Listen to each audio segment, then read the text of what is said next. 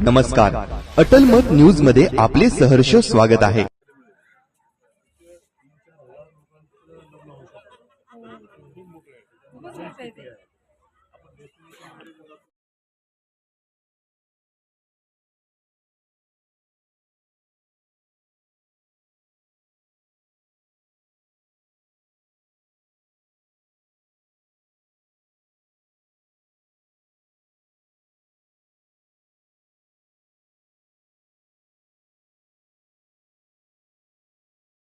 माननीय भापकर साहेबांनी आपल्या महानगरपालिकेचे आयुक्त म्हणून, आपल्या छत्रपती संभाजीनगरी अधिकारी म्हणून, धुळे या ठिकाणी जिल्हा परिषदेचे मुख्य कार्यकारी अधिकारी म्हणून त्यांनी जवळपास विविध प्रकारची 6 पदे भूषवलेली आहेत।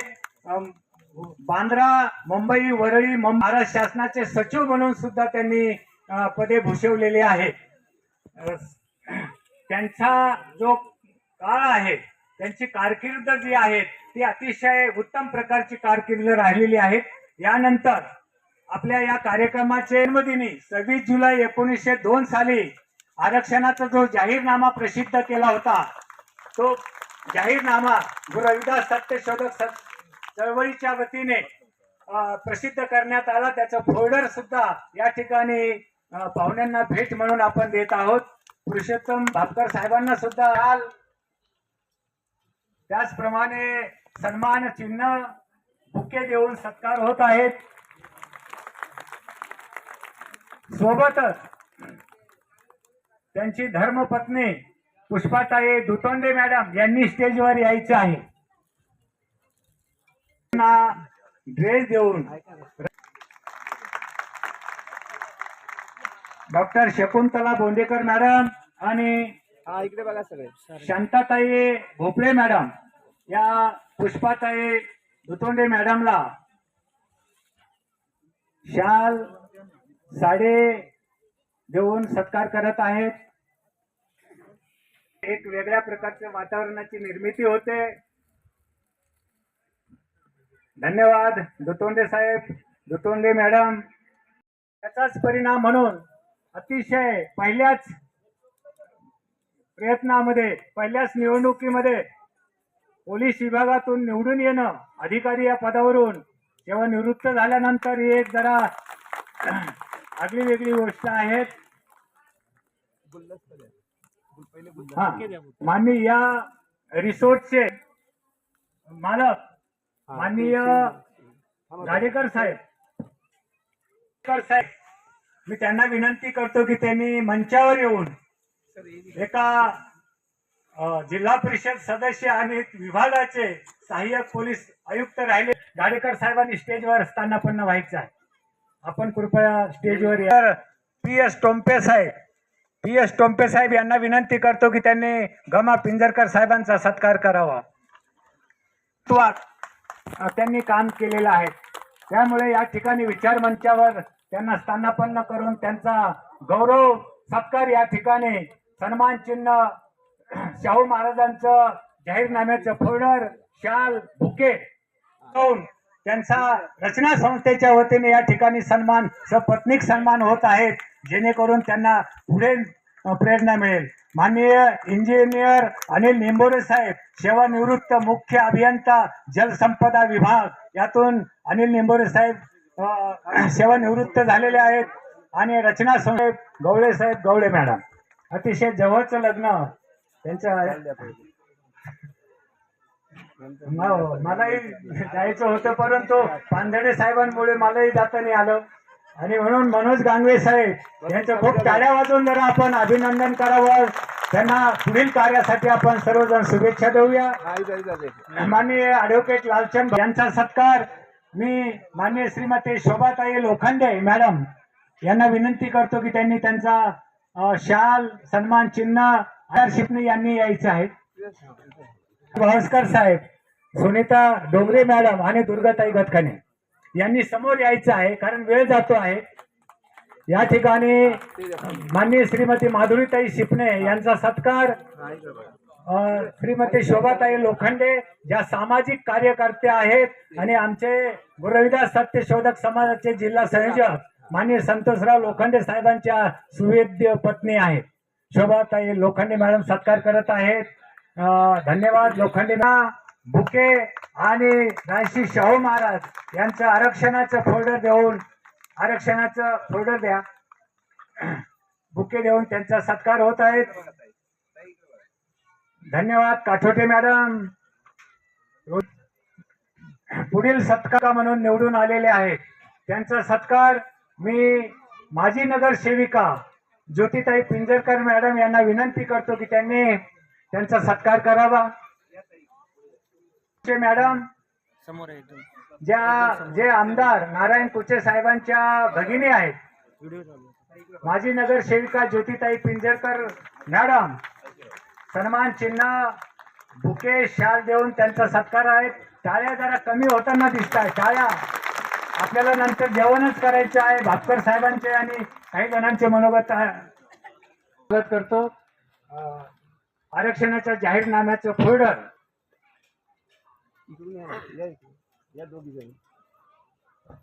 महानगरपालिकेतल्या तरुण नगरसेवका मनोज दानवेजी हे सभागृहामध्ये समाजाचं प्रभागाचं नेतृत्व करतील, लोकांच्या समस्या सोडवतील अशा प्रकारची अपेक्षा आपण करूया. हे यांचे चिरंजीव आहेत. या ठिकाणी या रचना संस्थेचे विश्वस्त आहेत. महानगरपालिकेतून अभियंता पदावरून ते नुकतेच उद्या उजव्या बाजूला पुरुषांसाठी आहे.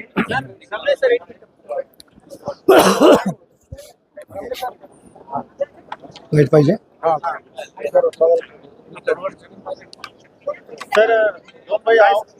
सगळे ट्रस्टी यावर इकडे हो ट्रस्टी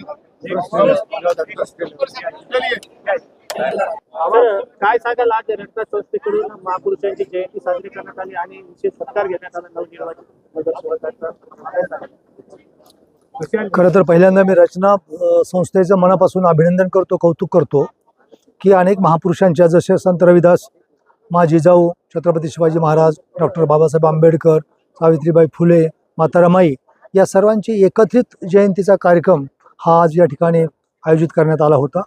आणि कार्यक्रमाच्या निमित्ताने नवनिर्वाचित जे काही नगरसेवक आहेत, जिल्हा परिषद मेंबर्स आहेत, नगराध्यक्ष आहेत, अशा विविध पदाधिकाऱ्यांचा सत्कार आणि सन्मानही आज या संस्थेने या ठिकाणी ठेवला होता. सर्वजण अतिशय आनंदाने या ठिकाणी सहभागी झाले होते. आणि नव्याने येणाऱ्या या सर्व नगरसेवक आणि पदाधिकाऱ्यांना लोकशाही पद्धतीमध्ये प्रशासन आणि लोकप्रतिनिधी यांच्यामध्ये योग्य समन्वय जर साधला असला तर किती उत्तम प्रतीचं काम होऊ शकतं याबाबतचे काही दाखले किंवा काही उदाहरणाच्या माध्यमातून त्यांना सांगण्यात आलं. त्यांनी साधारणतः जो काही माझाही 3 जिल्हा परिषदा किंवा महापालिका, नगरविकास विभागाचा आयुक्त, विभागीय आयुक्त, जिल्हाधिकारी या सर्व पदावर काम करत असताना जो अनुभव जिल्हा परिषदांच्या माध्यमातला आणि नगरविकास विभागाचा, नगरपालिका, महापालिका यांच्या सर्व संदर्भातला जो आहे तोही मला या ठिकाणी शेअर करता आला. आणि त्यांना या निमित्ताने खूप शुभेच्छा देता आल्या.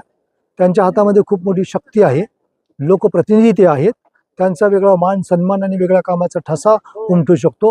आणि म्हणून त्यांनी जर लक्ष दिलं, त्यांनी जर पाहिलं तर ते त्यांच्या भागाचा फार मोठ्या स्वरूपात कायापालट करू शकतात. या निमित्ताने त्याने सक्षम राहिलं पाहिजे, स्वतःची तब्येत चांगली सांभाळली पाहिजे, चांगल्या ज्या गोष्टी आहेत त्या समाजात पेरल्या पाहिजेत. जे आपण चांगलं पेरतो तेच उगवतो असा हा सृष्टीचा नियम आहे. त्या अनुषंगाने प्रत्येकाने काम करावं. सगळ्यांना खूप खूप शुभेच्छा मी दिलेल्या आहेत आणि प्रत्येकाला 100 वर्ष आयुष्य मिळावं अशाही शुभेच्छा दिल्या आहेत. या संस्थेचंही मनापासून मी कौतुक करतो की 40 वर्षापूर्वी स्थापन झालेली ही संस्था अविरतपणे वेगवेगळे लोकोपयोगी, लोककल्याणाचे आणि समाजाच्या कल्याणाचे कार्यक्रम घेत आहे. आता यानंतर तर आणखी मोठ्या स्वरूपात कार्यक्रमाचं नियोजन त्यांनी केलेलं आहे. अनेक पोलीस खात्यातले अधिकारी किंवा इतर अनेक विभागातले इंजिनियर्स असतील, वेगवेगळ्या डिपार्टमेंटचे अधिकारी यामध्ये आहेत, अनेक नगरसेवक आहेत. खूप मोठी ताकद या संस्थेच्या माध्यमातून, या सर्व पदाधिकाऱ्यांच्या माध्यमातून संस्थेकडे आहे, समाजासाठी आहे. समाजासाठी उत्तम प्रतीचं काम करणं, उत्तम शिक्षण मुलांना देणं, क्वालिटी एज्युकेशन देणं, व्यसनापासून दूर ठेवणं, स्वतःचं शरीर जे अमोल असा दागिना आहे त्याला सांभाळणं आणि जमेल तेवढं प्रगत होणं, विकसित होणं अशा प्रकारची चर्चा या निमित्ताने झालेली आहे. मी या सर्वांना मनापासून पुन्हा एकदा खूप खूप शुभेच्छा देतो. धन्यवाद.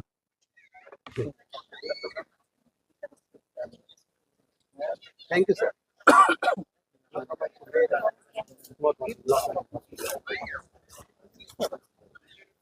त्याचं छोटंसं रोपटं लावलं होतं, त्याचं वटवृक्षामध्ये रूपांतर झालेलं आहे आणि त्याच माध्यमातून आज मोठा कार्यक्रम घेण्यात आला. काय सांगायचं? रचना संस्थेची स्थापना साधारणतः 40 वर्षापूर्वी झाली. तेव्हापासून रचना संस्थेनं अनेक समाजाला उपयोग पडणारे असे अनेक उपक्रम राबवलेले आहेत. आता नुकतंच रचना संस्थेच्या तर्फे आपण समाजाला उपयोग पडणारे भविष्यामध्ये म्हणजे उपयुक्त असे अनेक उपक्रम आपण राबवणार आहेत. उदाहरणार्थ आपल्या या शहरामध्ये गोरगरीब मुलांसाठी आम्ही हॉस्टेलचं प्लॅनिंग केलेलं आहे. रचना संस्थेच्या मालकीची नक्षत्रवाडी येथे साधारणपणे 8 एकर 13 गुंठे जमीन आम्ही खरेदी केलेली आहे. सर्व यासाठी समाजानं मोठं योगदान दिलेलं आहे. या ठिकाणी मी म्हटल्याप्रमाणे हॉस्टेल, गुरु रविदासांच्या नावानं एक मोठं सभागृह, आरोग्याशी संबंधित काही उपक्रम, त्याचप्रमाणे काही इंग्रजी शाळेचं म्हणजे त्या ठिकाणी आम्ही सुरू करण्याचा एक उपक्रम हाती घेणार आहोत. अशा प्रकारे रचना संस्थेनं आगामी काळामध्ये काही कामं हाती घ्यायचं नियोजन केलेलं आहे. आज या ठिकाणी नगरसेवकांचा आणि सत्कार पण घेण्यात आला. काय सांगितलं आपण? या ठिकाणी मी सांगितल्याप्रमाणे रचना संस्था नेहमीच समाजाला उपयोगी पडेल, समाजामध्ये एक ज्याला आपण मोटिवेशनल असं काही काम व्हावं या हिशोबानं काम करत असते.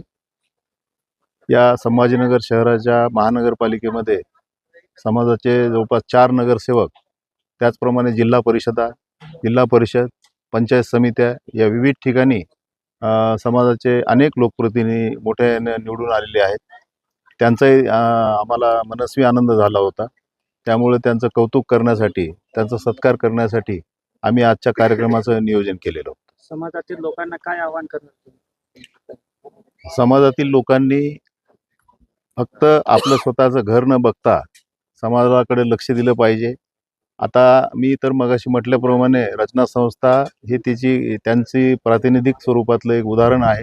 समाजाच्या लोकांनी त्यांच्या पाठीशी उभं राहिलं पाहिजे. तन, मन आणि धनानं त्यांनी पाठिंबा दिला पाहिजे, जेणेकरून समाजामधल्या तळागाळातल्या लोकांसाठी आम्हाला अधिक उमेदीने काम करता येईल.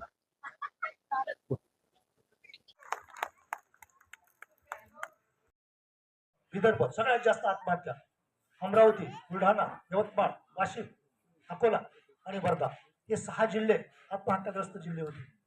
सगळ्यात जास्त आत्महत्या झाल्या होत्या आणि म्हणून आत्महत्याग्रस्त जिल्ह्याला 5,500 कोटीचं पॅकेज शासनाने, केंद्राचं आणि पंतप्रधानांचं आणि मुख्यमंत्र्यांचं एक पॅकेज होतं 5,500 कोटी रुपयाचं. आणि त्याच्यातले 2100 कोटी रुपये जलसंधारणासाठी होते, धरणांसाठी होते. सगळ्यात कमी सिंचन क्षेत्र, दांडेकर कमिटी, केळकर कमिटी, अनेक कमिट्या सगळ्यांनी असं काढलं होतं की सगळ्यात मोठा बॅकलॉग सिंचनाचा कुठं आहे तर अमरावतीला. आणि मी अमरावतीचा कलेक्टर. मी गेल्यानंतर तिथं उपोषण सुरू होतं शेतकऱ्यांचं.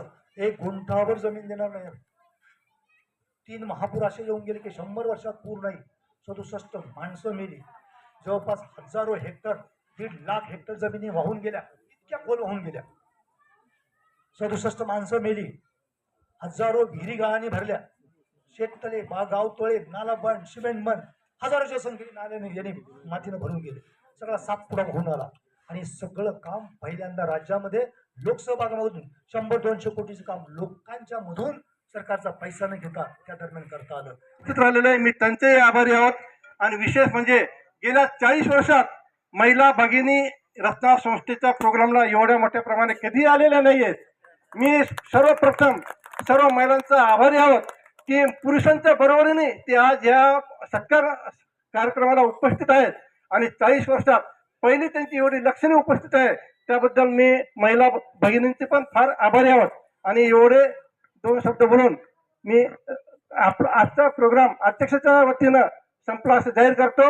व ह्या प्रोग्राम नंतर आपण जेवणाचा स्वाद घ्यावा ही नम्र विनंती. आणि